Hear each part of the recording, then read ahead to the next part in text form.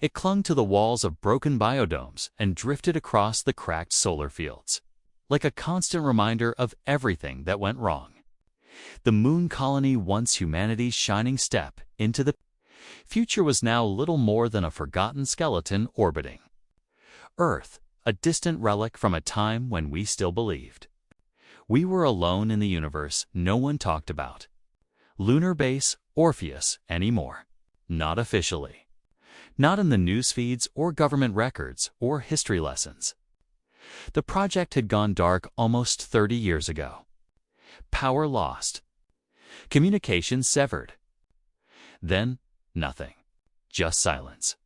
No broadcasts. No signs of life. Not even debris escaping into lunar orbit. It was as though the whole colony had simply gone to sleep overnight and never woke up. But over the past week, something had started to stir. It began with a flicker.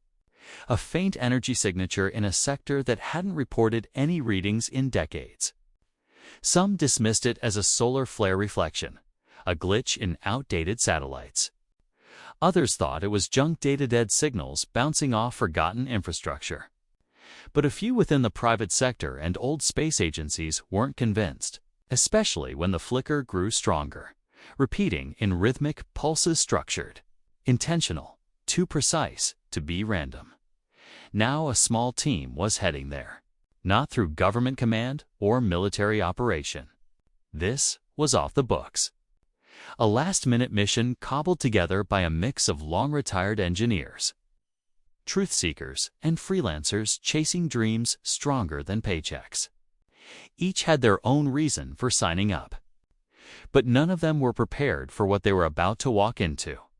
The team's transport craft, an old refitted shuttle known as the Gauntlet, pushed through the edge of lunar orbit.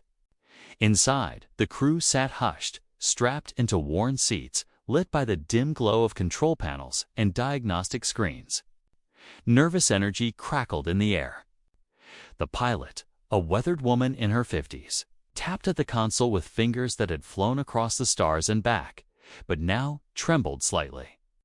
She glanced toward her co-pilot, whose eyes were locked on the colony coming into view.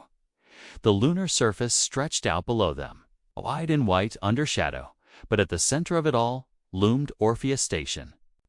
Half buried by time and Regulus storms, it still held a ghostly presence. Transmission towers jutted out like bones. The central dome lay cracked, like a glass egg split in the middle.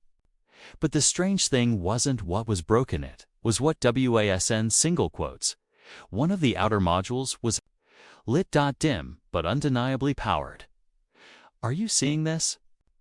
The co-pilot asked, voice low. "That dome, I swear." The lights weren't on in the archival scans. The pilot nodded slowly. "I see it. And the airlock, it's still pressurized." "But that's impossible," murmured one of the researchers, sitting to their right. "Power systems would have failed years ago. There's no way there should be functioning life support." No one offered a counterpoint. Because they were all thinking the same thing, something else turned it on after touchdown. The crew moved in slow silence, stepping out into the eerie stillness of the abandoned facility. Unlike Earth, there is no wind on the moon. No atmosphere to carry sound. Every crunch of a boot, every hiss of equipment sounded unnaturally loud inside their helmets. The abandoned base loomed ahead. Both dead and strangely alive, its structure half-sunken, panels askew. But something inside was humming. Faintly, steadily. Their helmets transmitted biometric readings, nervous heartbeats. Shallow breathing, each member of the crew glued to the ambient environment sensors. No radiation spikes. No high variance temperatures. And yet, the readings didn't feel right either. There was something else, something they couldn't pin down. The youngest of the group, a tech specialist in his 20s, kept scanning, muttering, getting thermal shadows, but no sources. Like heat ghosts. Faint signatures. Definitely not human. But they're moving. Could be old maintenance bots on a random routine. Someone suggested, except no maintenance bot would pattern itself like that. They moved in arcs, seemed to double back, intentional, like something was scoping them out. They approached the sealed airlock. It still gleamed with remnants of the blue-striped design used in early Unspace mission branding, faded now and stained with lunar dust. The lead engineer activated the keypad. It responded instantly, not just powered. It recognized them. The interface lit up and cycled through old crew authentication logs, some dating back 3 decades. Then it opened, systems hissing softly as pressurized air pushed outward. The hallway ahead was lit by flickering LEDs, long since due for replacement. The strange part? They hadn't overloaded. It was like someone had been maintaining them. Inside, the silence changed. No longer open and cosmic, but closed and heavy. A thick kind of quiet. Like the walls themselves were listening. They split into 2 teams. Against standard safety protocol, but the layout of the compound required it. One group moved toward the central control hub, hoping to access logs. Power info, something that could explain why the station was even functional. The others headed toward the old living quarters, which, strangely enough, showed increased oxygen flow on the scanners as they moved deeper. They began to realize something else. The place wasn't a tomb, it was a nest. There were markings set across metal, scratched into floors. Not human. Symbols that pulsed faintly in ultraviolet light. Strange fluid-like residue pooled in corners, and ventilation shafts were warped open from the inside. One of the crew bent to inspect it, frowning. This wasn't caused by explosives. It's like something melted the metal and forced its way in, or out. The control room team managed to force a media drive online. Most of the stored data had been wiped or corrupted, except a few files. Short logs. The last recorded voices of the original crew. Scrambled with static but urgent. One voice echoed more clearly than the others. We tried to make contact. We didn't think they'd follow the signals back. They don't understand separation. They don't operate in time like we do. They're around us, always were, but we couldn't see. A pause. Then sheer panic. They're not here to invade. They're here to finish something we interrupted. Suddenly, static, and then that sound. It wasn't a mechanical beep or atmospheric feedback. It was a low, pulsing hum, organic, layered, like a voice rising from deep underwater. Not from the speakers. From the base itself, the air shifted. Lights dimmed in the crew's private channels. Someone whispered, "We're not alone here." A motion alert triggered on the wrist of one of the scouts. The screen lit up movement approaching their hallway. Not 1, not 2, 6, hovering just outside camera range. Not matching human gait. Not matching bot protocols. The youngest member choked. "They're circling us," and then the emergency lighting cut out. Darkness fell inside the colony. Someone activated a headlamp only, to see a shadow shift just outside the beam's edge. Not running. Not rushing. Waiting. Watching. And then a door behind them scraped open.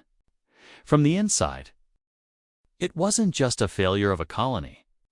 It was an encounter, and everything had been buried.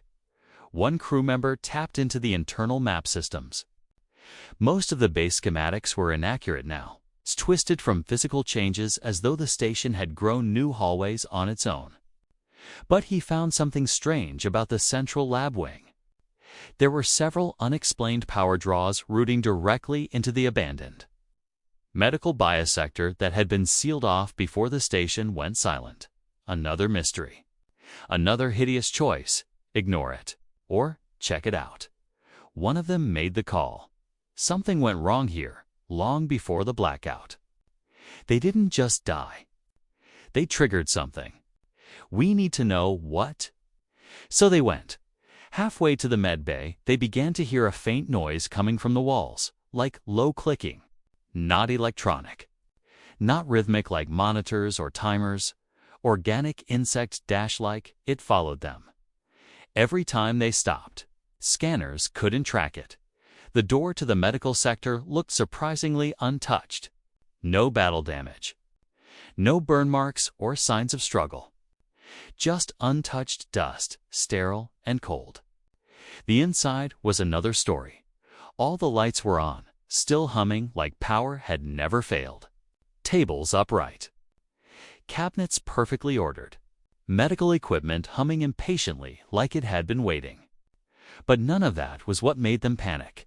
It was the CRYO tanks, 6 of them lined neatly against the rear wall. 5 shattered. 1 sealed, pristine. Active biometric readings. Life inside. But not human. There was no denying the shape beneath the frosted glass wasn't right. Too tall, too thin. It had no visible face, no identifiable limbs, but it breathed slowly. And the tank system was feeding it oxygen, incompatible with human biology. "That's not ours," the tech expert whispered. They were preserving it. Or maybe studying it. Maybe worshipping it. Maybe protecting themselves from it. No one knew. Back in the other wing, the first group had managed to break through an auxiliary maintenance panel, rerouting power to a secondary hatch that would hopefully lead them back toward the shuttle. As they worked, the hallway grew brighter not from any control panel, but from faint bioluminescent strands leaking through the ceiling vents. The colony was changing around them, spreading veins.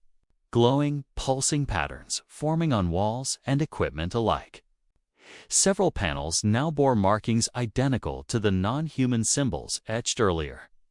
It was like the station itself was being recoded from the inside out. Being rewritten, one of them leaned closer, scanning the symbols. As the beam of their flashlight hit the largest mark, a fractal light shimmered beneath the tanned. A terrible realization hit. The markings weren't just decoration. They were maps, blueprints, molecular diagrams. And worse, they matched DNA patterns recently registered on deep space anomalies areas where other ships had disappeared.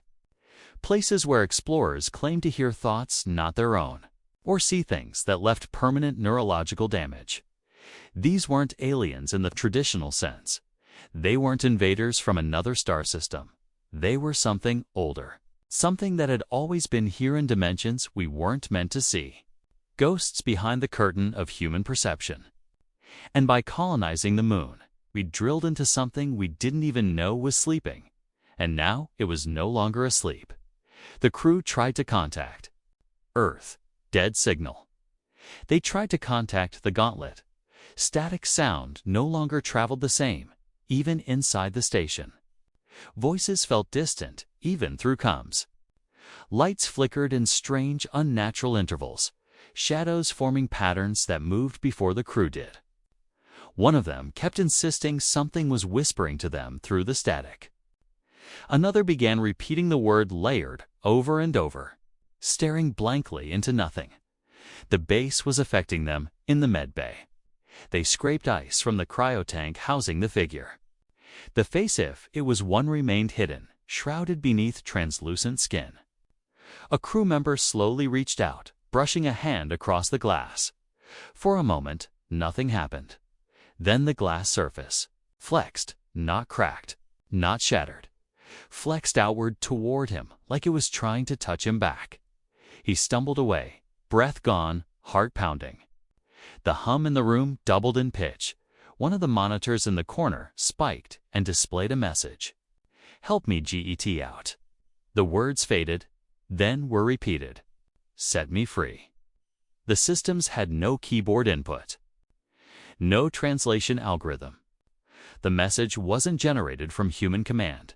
And still, the thing inside the tank didn't move. One of them reached toward the release. Panola quiet debate buzzed between the others. How did it get here? Did the old crew bring it back from somewhere? Or did Orpheus Station find it buried in the moon's crust? What if it's not being held hostage? What if it's being contained? They hesitated, and then all the lights went out again. Across multiple sectors, every system cut at once. life support. Heat regulation. Doors slammed shut. Lockdowns activated across unconnected wings. Worse gravity began to fail. Objects hovered for half a second before slamming back down. A gut-churning surge of pressure twisted the air. The crew screamed. Across comms, something was moving through the corridors. The first team, trapped again, turned to run, only to discover their escape corridor now led to a completely different room. Walls had shifted. The station had restructured itself. "You're seeing this, right?" Someone whispered, staring into a mirrored surface that hadn't been a wall. Minute ago, their reflection wasn't moving the way they were. It turned. Leighton smiled. Over the comm, whispers slipped through the static again. Not words. Just tones. Faint pitches like whale song, sad, impossibly deep hand, layered in threes. 3 tones. Then 3 again. Repetition. One of the crew pressed herself against the wall, clutching her head. "They're not just inside the base," she whispered.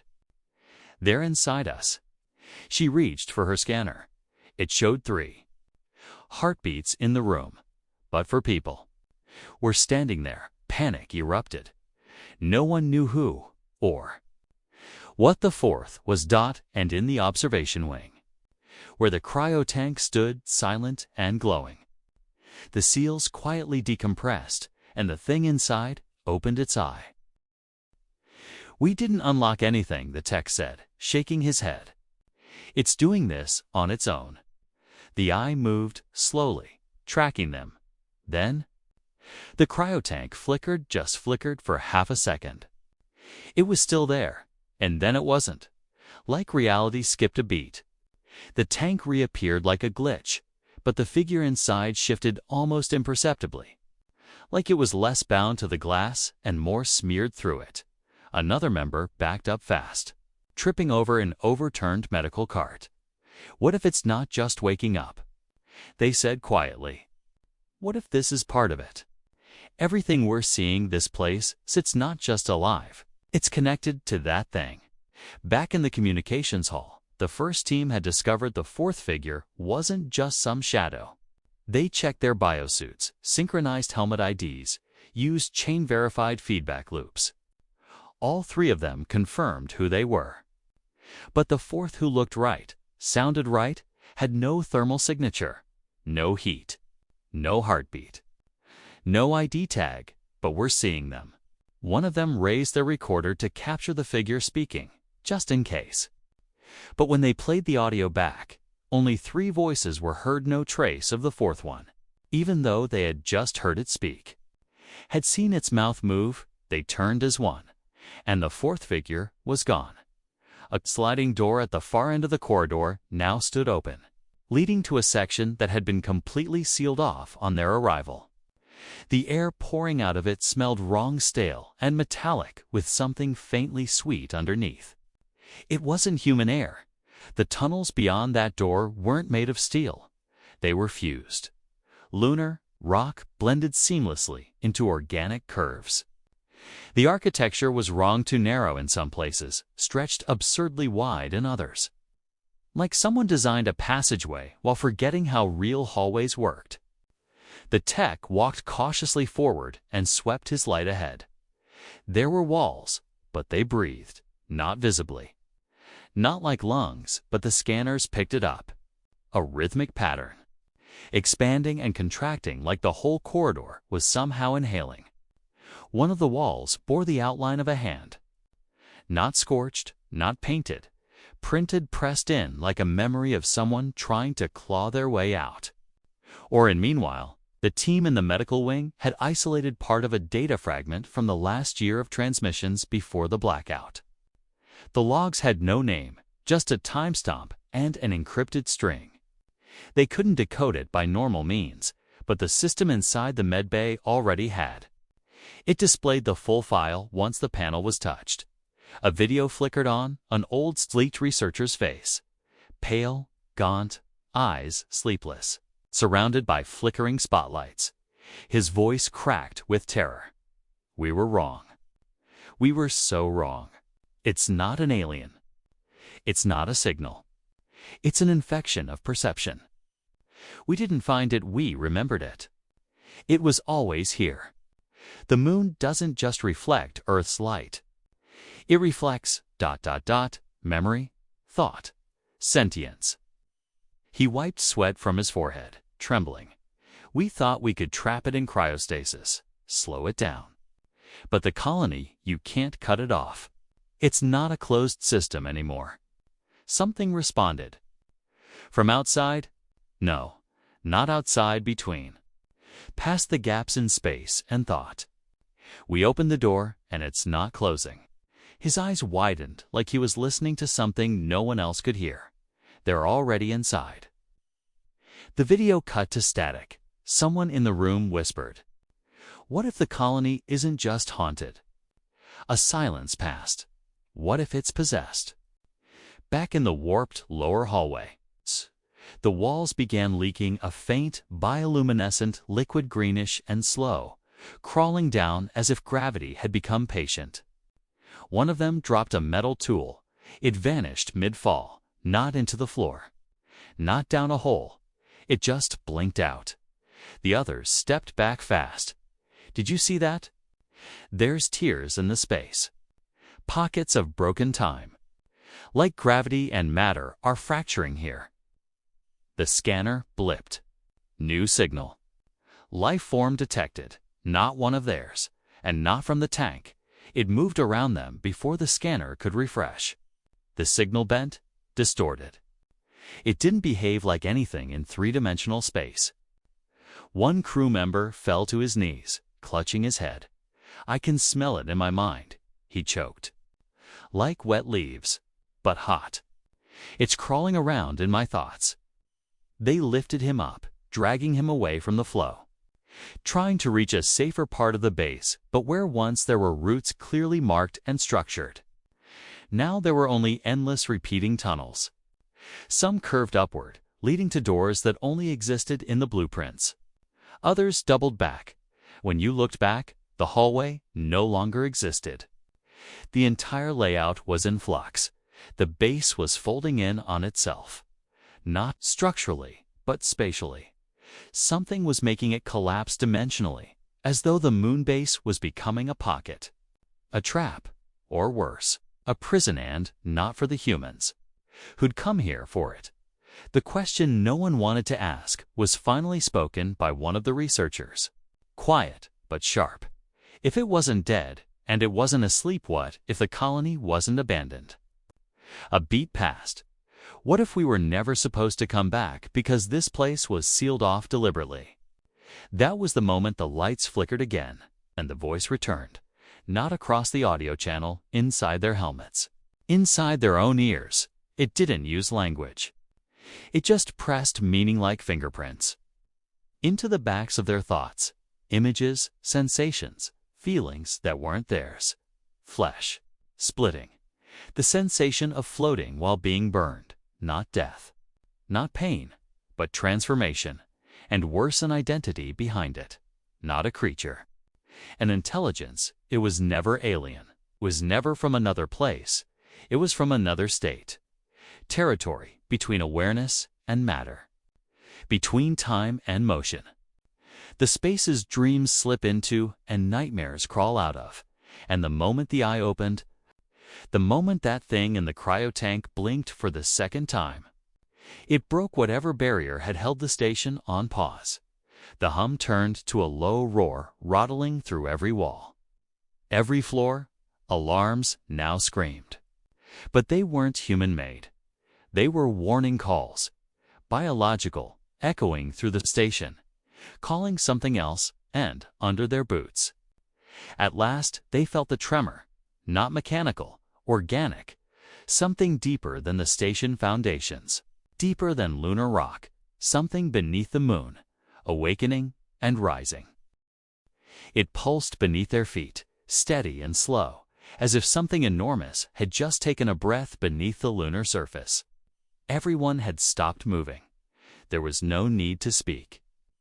The sound, if it was even a sound, carried through the stations, Bones through the hollow corridors and twisting tunnels that no longer matched any map. The moon colony had changed again. The structure was mutating or maybe responding to the presence of the crew. Reshaping itself with every second, the entity remained awake. It wasn't just alive anymore. It was aware in the warped medical wing. The figure inside the cryotank, the one that had opened its eye still, hadn't moved, not physically. But the console next to the tank was now flickering with unreadable symbols, scrolling faster than the tech specialist could even capture. Just rows of alien scripts and strange lattice-like patterns that somehow pulsed like language. The tank leaked steam. The others backed away. One of them whispered, "It's not trying to escape. It's already out." No one replied. Down in the lower levels near the refitted labs, the second team tried to reroute power back to the emergency escape systems. It was a gamble. So far, the base had ignored most of their overrides, blocking access or changing layouts as they moved. The deeper they went, the more organic the place became. Metal cracked open to reveal soft membranes below. Cables twisted into structures that pulsed like veins. And the cold. The cold felt wrong. It wasn't the lack of life support. It was deeper, older, the kind of cold that existed in places untouched by light or time. The pilot, leading the fallback team, clutched the wall after another pulse rippled through them. "We shouldn't be here," she said. "This colony, this ground we're trespassing." Above them, sections of the base had gone completely dark. There were no windows anymore, even where there should have been.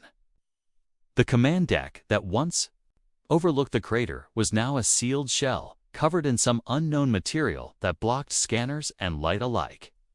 It was as if something had encased the top of Orpheus Station from the outside. Locking them in, the group ran another bypass on the emergency channel, trying once more to send a signal back to Earth. All systems failed instantly. Not scrambled. Not blocked. Hijacked dot screens turned back on, but they didn't show video. They showed reflections. Not of the current room, but of other rooms in the base. Angles they hadn't seen. Doorways they hadn't opened. Figures in suits they couldn't identify. At first, they thought they were seeing other crew members, but some of those suits didn't have visors. Some of those figures didn't leave footprints. And sometimes, reflections moved before the image did. One of the engineers stared too long into one of the screens and screamed. He ripped off his helmet and slammed it against the console. No one could calm him, not even as they forced the helmet back on. It wasn't the image that broke him. It was what he heard through the feed. It called him by name. A name he hadn't used since childhood. One no one else on the team could have known. That was when the walls began to vibrate again, not shaking, but sounding like an echo from a voice too low to perceive. The base was transmitting something beneath sensory range, and their bodies were beginning to respond. Nausea, migraines, sudden bursts of memory that weren't theirs. A researcher dropped to her knees and began speaking in a slow, calm voice not hers. A language none of them could understand. Symbols burned into one of her gloves, then faded. In the far corridor near the old hydroponics unit, to members who had gone to investigate a possible path toward the landing point found instead something buried. Not deep, just beyond the wall. It was a face, fused into the rock, human, eyes open. Motionless, but alive, somehow preserved within the wall like it had grown there. Dry lips parted slightly, and something like breath escaped, slow and steady. The rock around it was smooth, but not made by tools. It was as if the living stone had accepted the body, taken it into its structure, and kept it silent, waiting. One of them leaned close, whispering, "How long has it been here?" And the answer came not from the face, but from inside his head. Always. He stumbled back, gasping, clutching the side of his helmet in panic. "I didn't imagine that." It spoke, not out loud, not through sound, The face blinked, and then another tremor. This one wasn't gentle. The entire station shuddered, not from impact, but from release. A vibration spread outward, like pressurized chambers unlocking themselves. Steam hissed from unseen vents. The power lights across 40% of the base all turned red failure lights, but the systems were still operating, just not under human control. All around the colony, something rose closer to the surface. Not a creature. It wasn't stomping or slithering or crawling. It was folding reality inward. The crew started seeing duplicates of hallways, peer right next to existing ones. Mirrors of rooms they had just been in, but slightly off. One had.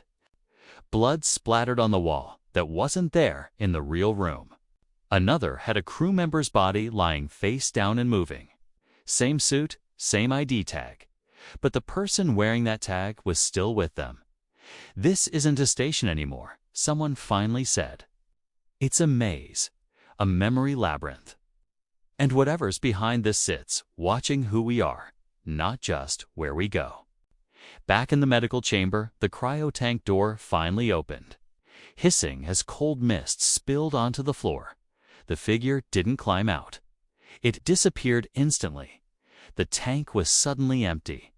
The team who had been watching it screamed through their comms. Behind them, the door they came through was now gone completely sealed off, as if it had never existed. The lights were now stuttering in slow, unnatural pulses, as though the passage of time had slowed inside that room. I think it let us study it, said the tech, stunned. It let us see it sleep because that was the last real moment of safety. And now it was over. In one of the command nodes positioned closer to the former launch bay. The pilot finally spotted something on their makeshift scanner rupture, forming a kilometer beneath the station. Not a tunnel, not mined rock. A chasm with no measurable depth.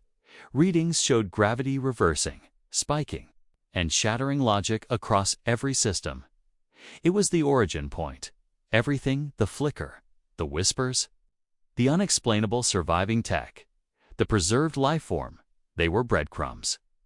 Something below Orpheus, long sealed away, was pushing up through layers of matter and space both, and it was almost here. The walls of the command node turned black, not from shadow, but from absence, from erasure. As if the walls were being rewritten into a void, no molecules, no light, no atoms. One crew member looked out and whispered, "We're standing on a door." A long silence, and then boom. A sound rang out across the station, not mechanical. Not alien. It was a knock, 3 slow bangs, echoing from beneath the floor, loud enough to rattle bones. They came again. Boom, boom, boom. Not asking entry, announcing arrival, and then all across the base. Thick streams of moving light crawled from vents and wires, clustering into tight shapes, beginning to form something resembling a figure not human, not completely. The pieces were assembling now, and there was no more time. The streams of light twisted through the air like strands of liquid metal, pulsing in slow rhythm as if drawn by some invisible gravity. They wrapped around each other, forming shapes too complex to describe, like hands with too many fingers, like thoughts turning into limbs. The thing rising before them wasn't a creature in the way they'd known. It had no face, no mouth, but it watched them all the same. There was something ancient clinging to the way it moved, patient, calm, terrifying. The last intact team stood in the command node, barely able to understand what they were seeing. The station had gone quiet, again quiet. Even their own breathing sounded warped, as though traveling through liquid. Time itself wasn't flowing right anymore. One crew member raised a scanner, knowing it wouldn't make a difference, but needing something to do. The readings were impossible. Biological spikes, gravity anomalies, temperature reversals, no data made sense anymore. This thing. Someone murmured, eyes locked on the glowing form. It's not supposed to be out here. It doesn't belong in our universe. But it's not invading, the pilot said. It's been here the whole time. We just finally noticed it. Another tremor hit beneath them, and the structure of the base moaned like a living thing dealing with too much weight. The command node began losing power, not from any external force, but as if the energy was being drained, pulled toward the figure, as if it were eating the concept of force itself. Then something happened they didn't expect. It changed. The lights stopped shifting at random. The symbols froze on the walls. All the strange corridors that had twisted like a mass straightened, just like that. As if the base recognized they were no longer intruders. One of the engineers whispered through the comm, "It's not hostile." A few panicked heads turned toward him. "You sure about that?" He nodded slowly, as if realizing it at the same time he said it. "It's showing us the truth. The base. The original crew. They didn't fail. They succeeded." That single idea landed like thunder. They moved through the hallway, following the last pulses of light back toward the central core of the station, the control point never accessed before, sealed off even in old schematics. The shifting architecture had now opened a path, no longer warping irrationally. The massive reinforced door that once refused every override was waiting. Open. Inside, they found it.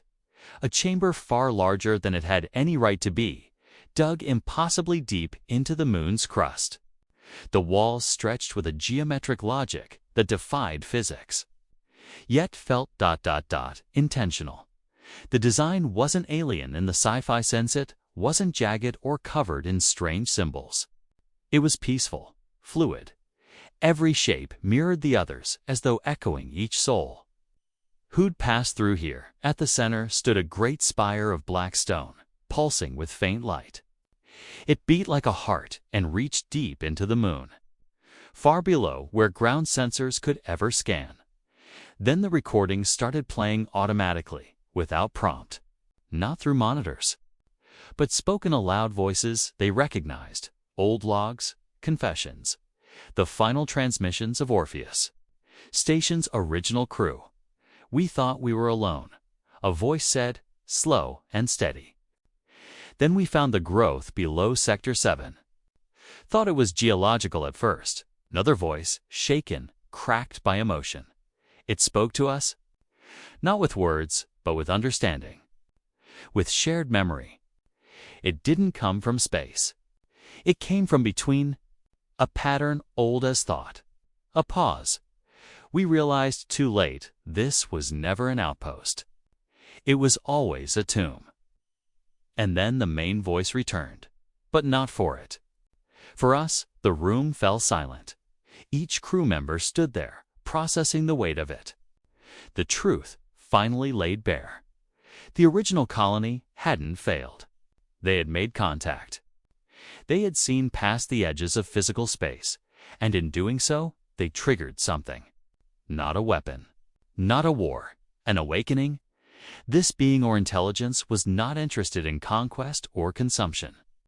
It existed on a plane of thought and matter tangled together. All it had ever done was respond to us, react to presence, to curiosity. Someone slowly stepped toward the spire. It didn't resist. Instead, it glowed, recognizing their presence, their choices. Every false hallway, every reflection, every scrambled voice over the comsit wasn't torment. It was testing. Not for strength, but awareness. It had only wanted to know if we could perceive it fully, not with eyes or machines, but with understanding. The spire pulsed again, and then it began to fade, not collapse, not vanish. It gently dissolved as if no longer needed. Everyone held their breath as the lights stabilized. Pressure and gravity returned to normal. The chasm below the base slowly resealed itself with calm light, folding shut with deliberate motion, and the base felt still again. Not dead, not silent, at peace. Later, the crew finally found their way back through the completed pathways, this time leading straight. To the launch pad without tricks or loops, the shuttle remained untouched. Systems were intact. Power was restored. They didn't rush to leave. They sat just beneath Earth's pale glow and looked up, unsure of how exactly to explain what they had seen. Back in orbit, communications lit up. Earth was there. Control stations. Command outposts. Signals were no longer blocked. The pilot sent the message herself. Orpheus Station is no longer dormant. Repeat, the base is no longer dormant. There was a long silence on the open channel. Then a voice, disbelieving, quiet, answered, "We lost contact over 40 hours ago." What happened?